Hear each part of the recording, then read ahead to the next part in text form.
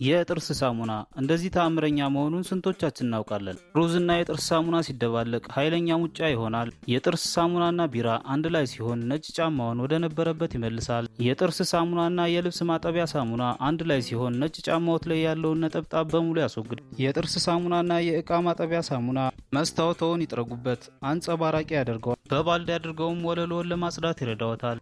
ልጆቹ ግድግዳ ላይ የጻፉ ካስቸገሮት አይጨነቁ። ስፕራይትና የጥርስ ሳሙና በምታዩት መልኩ በማዘጋጀት በዚህ መልኩ ማጥፋት ይችላሉ። ነጭ ልብስዎ ወደ ቢጫነት ሲቀየር ምን ያደርጋሉ? ልብሱን ይጥሉታል? ከመጣሎ በፊት እንግዲያውስ ይህን ያድርጉ። 5 ሴንቲሜትር የጥርስ ሳሙና፣ ትንሽ ፈሳሽ ሳሙናና ትንሽ የዱቄት ሳሙና ከጨመሩ በኋላ መጨረሻ ላይ ትንሽ ጨው ያድርጉበት። ለ10 ደቂቃ ከጠበቁ በኋላም በምታዩት መልኩ ነጭ ሆኖ ታገኙታላችሁ። ወርቅና ብር ለማሳጠብ አሁንም ወርቅ ቤት የሚሄዱ ከሆነ እንግዲያውስ ይህን ያድርጉ።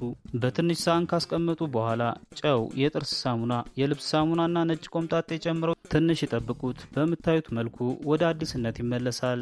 እንደዚህ አይነት መረጃዎች በየቀኑ እንዲደርሳችሁ ይህን አካውንት ፎሎ፣ ላይክ፣ ሼር ማድረግ እንዳይረሳ። አመሰግናለሁ።